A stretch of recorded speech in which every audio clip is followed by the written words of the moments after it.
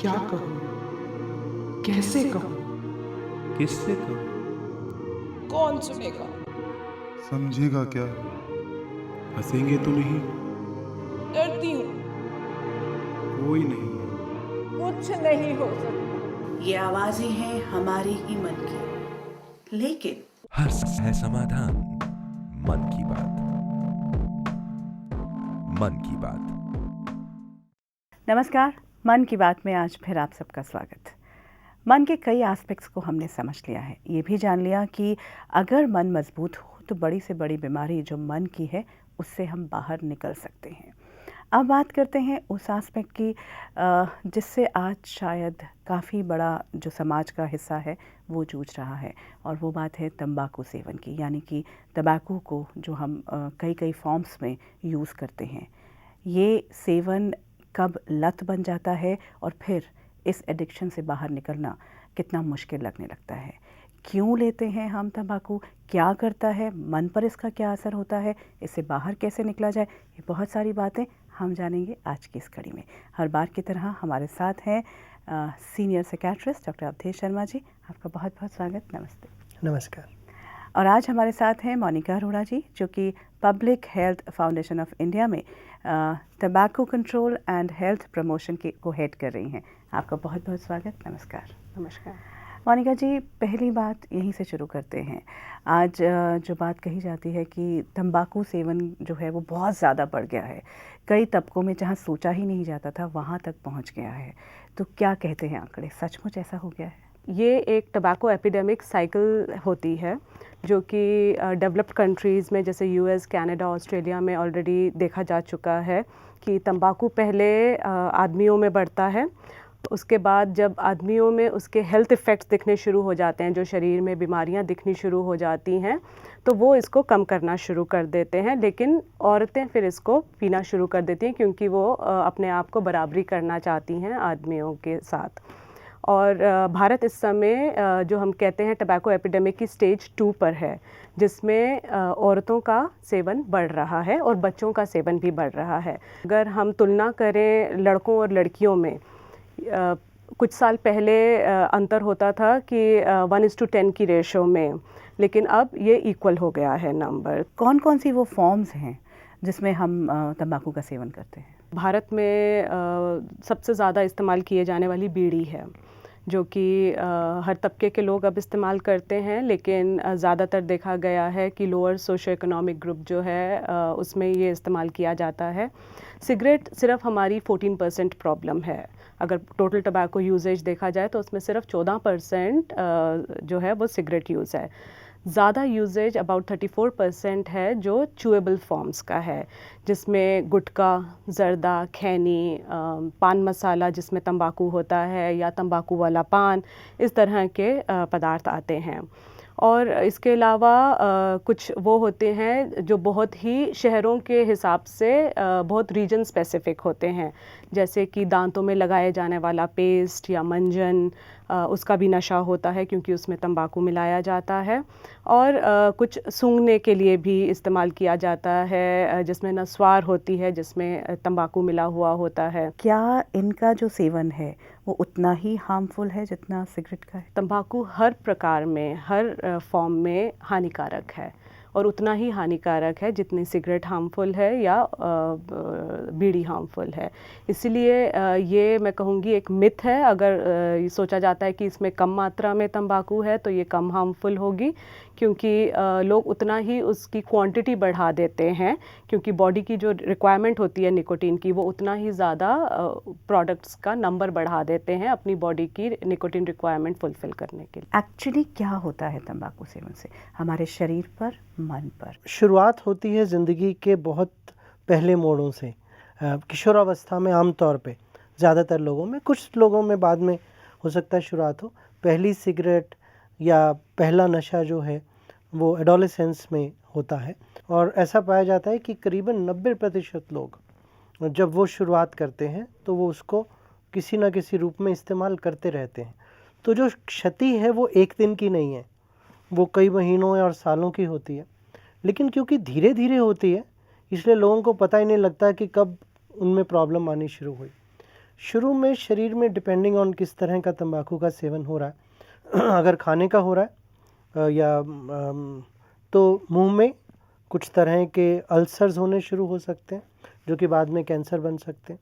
उसी के साथ साथ जो पेट है उसमें अल्सर्स होने के चांसेस बढ़ते हैं या एसिडिटी बढ़ जाती है।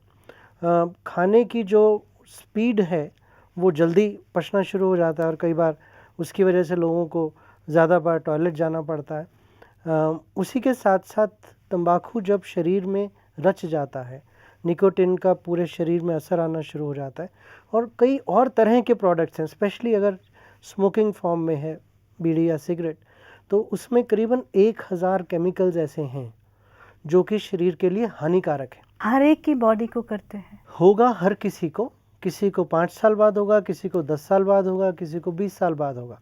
किसी को हार्ट की प्रॉब्लम ज़्यादा होगी, किसी को पेट की प्रॉब्लम ज़्यादा होगी, किसी को मसल्स की ज़्यादा होगी, किसी को नर्व्स की ज़्यादा होगी, किसी को कैंसर होगा, किसी को अस्थमा की ज़्यादा प्रॉब्लम हो सकेंगी, लेकिन होगी सबको अलग अलग रूप से, अलग अलग समय के बाद, अलग अलग लेवल पर।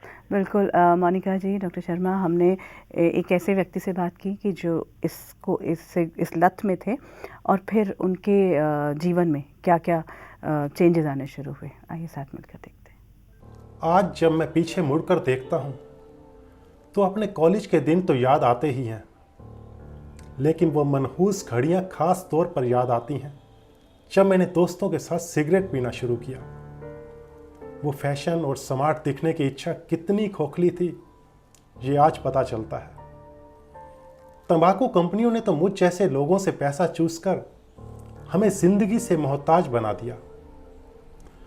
लगातार खांसी, बलगम, सांस की तकलीफ, जल्दी बीमार हो जाना, ये सब मेरे साथी बनते गए।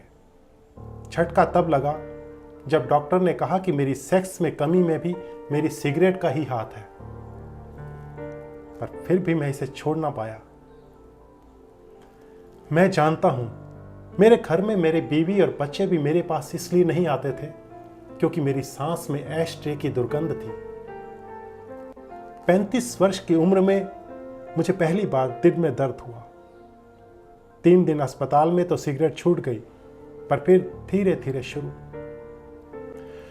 फिर पहला हार्ट अटैक 2 साल के बाद। बच तो मैं गया और बड़ी मेहनत के बाद सिगरेट भी छोड़ दी, लेकिन जिंदगी पर तो इसका कुछ असर पड़ा ही है। मैं सोचता हूं कि मुझ जैसा समझदार, दुनिया की जानकारी रखने वाला इस तरह की बेवकूफ़ी की आदत में कैसे फंस गया कि जान गंवाने तक की नौबत आ गई।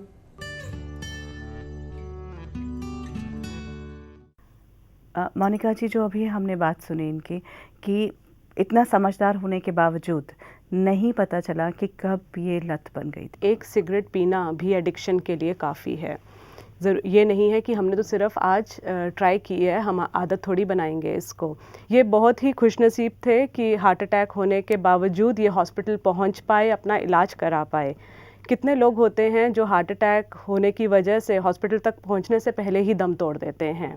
और दूसरी इन्होंने बात करी कि इनकी बीवी और बच्चे भी थे घर पे, तो जो स्मोक करता है और अपने बच्चों के सामने धूम्रपान कर रहा है, वो अपने बच्चों को पैसिव स्मोकर बना रहा है। और पैसिव स्मोकर भी उतनी ही हानिकारक होती है जितना कि एक्टिव स्मोकिंग होती है। जो उनके साथ रहते हैं धूम्रपान करने वालों के साथ, उनके बच्चों में कई तरह की परेशानियां देखी गई हैं। अस्थमा होता है, ब्रोंकाइटिस जैसी बीमारियां होती हैं। जो वाइफ्स होती हैं जो स्मोकर्स के साथ रहती हैं कई कई साल, उनमें भी लंग कैंसर पाया गया है। मन की ऐसी कौन सी कमज़ोरी है जो हमें इसकी तरफ आकर्षित करती है? अगर आप किसी तनाव के पीरियड से गुजर रहे हैं और उस समय आप तंबाकू लेते हैं क्योंकि कोई कहता है कि मैंने लिया, मुझे बहुत अच्छा महसूस हुआ, कुछ देर के लिए तनाव कम हो गया, तो लोग ट्रायल ले लेते हैं और बहुत ही जल्द, कई बार दिनों में ही उस चीज़ के एडिक्ट हो जाते हैं। कई बार इसलिए क्योंकि सोसाइटी में उनकी सब लोग पी रहे हैं, एक पीयर प्रेशर हो जाता है क्योंकि दूसरे पी रहे हैं तो मैं भी पीना शुरू कर दूं। तीसरा, कई बार ख़ास तौर पे महिलाओं में और बच्चों में वो सोचते हैं कि मर्दों जैसा महिलाएं सोचती हैं कि मैं भी उनकी बराबरी करूं, या बच्चे बड़ा दिखने के लिए, एडल्ट दिखने के लिए स्मोक करते हैं। डेफिनेटली एक महिला से हमने भी बात की थी जो इसी दौर से गुजर रही थी, उनकी बात भी सुनते हैं। मैं एक 35 साल की अभागी हूँ और इस देश के उन लाखों लोगों जैसी हूँ जिन्होंने तंबाकू की लत को अपने जीवन का हिस्सा बना लिया। औरतें ओपनली सिगरेट नहीं पी सकती, इसीलिए मैंने तंबाकू खाना शुरू कर दिया, पहले ऑफिस के कुछ लोगों के साथ और फिर अकेले में भी। ऐसा महसूस होता था जैसे कुछ देर के लिए तरोताज़ा हो गई हूँ, थकावट कम हो गई है, पता नहीं कब आदत लग गई। और फिर तंबाकू से भूख भी कम लगती है तो मैंने खाली पेट रहना शुरू कर दिया।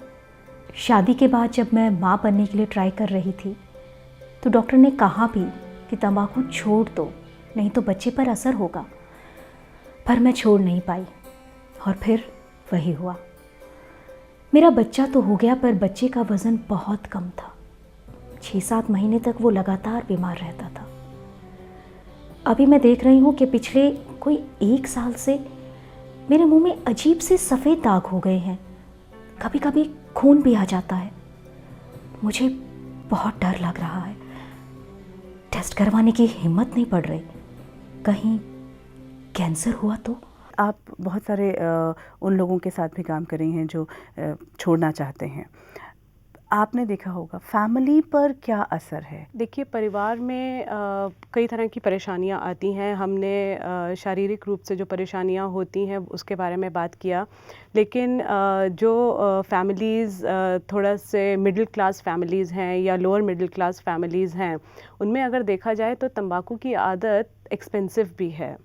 अगर चाहे आप सिर्फ चबाते हैं और वो सिर्फ 2 रुपए का पाउच आता है, तब भी आप उसको इतना ज़्यादा इस्तेमाल करते हैं। और किसी ऑटो ड्राइवर से मैंने पूछा था कि आप दिन में कितना तंबाकू खा लेते हैं, तो उसने बोला 30 पैकेट।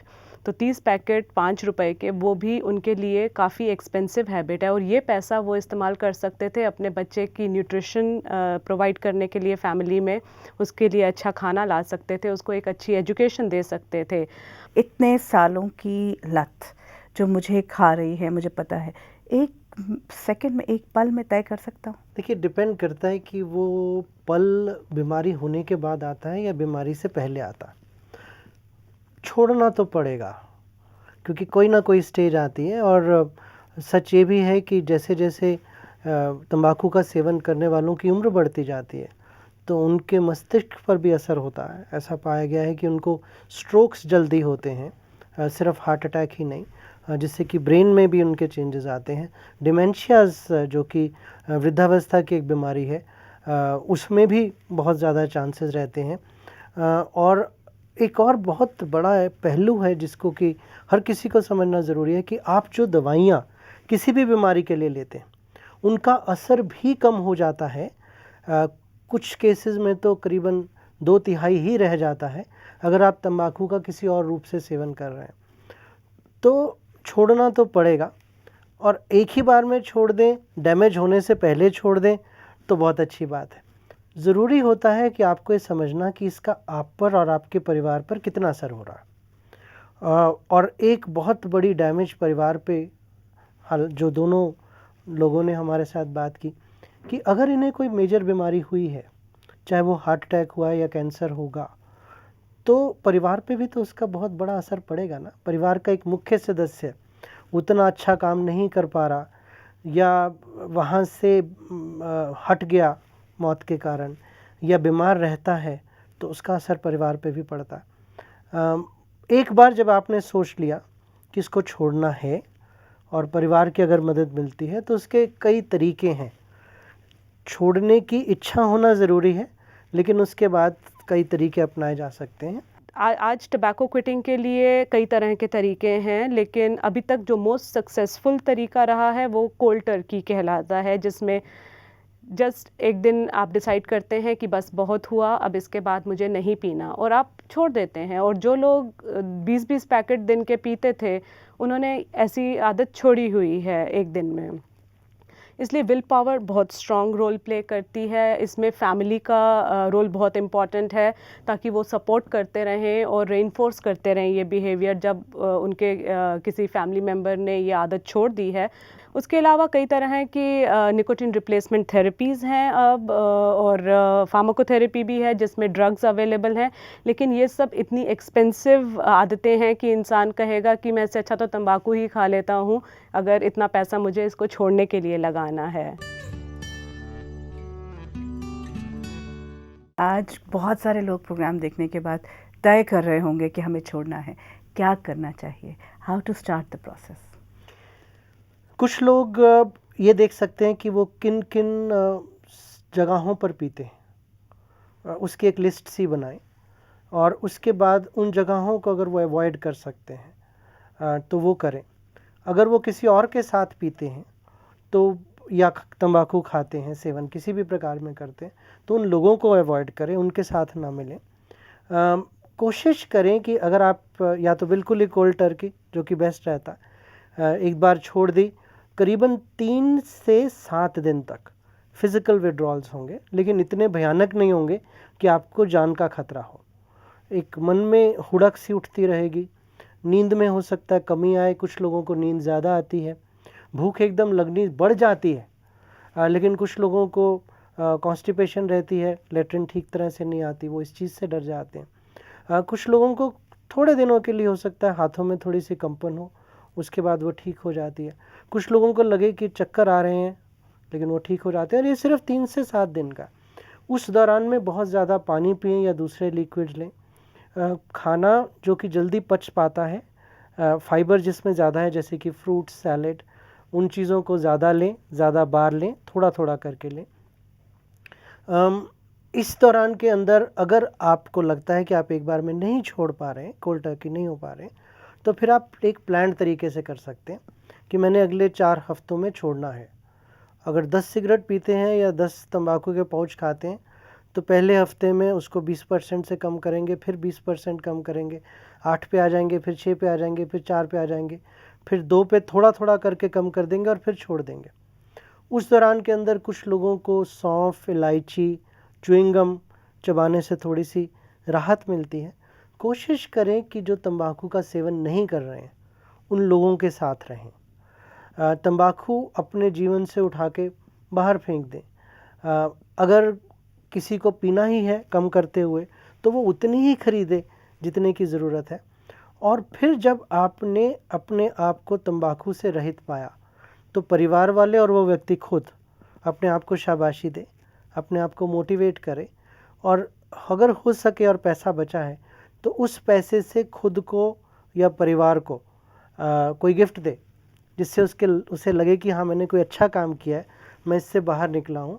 और इस प्रोसेस को फिर लगातार चलाते रहें, क्योंकि ऐसा देखा गया है कि 3 से 6 महीने में करीबन 50% लोग जो कि बहुत सीरियस अटेम्प्ट करते हैं, कोशिश करते हैं छोड़ने की, उनको भी रिलैप्स हो सकता है।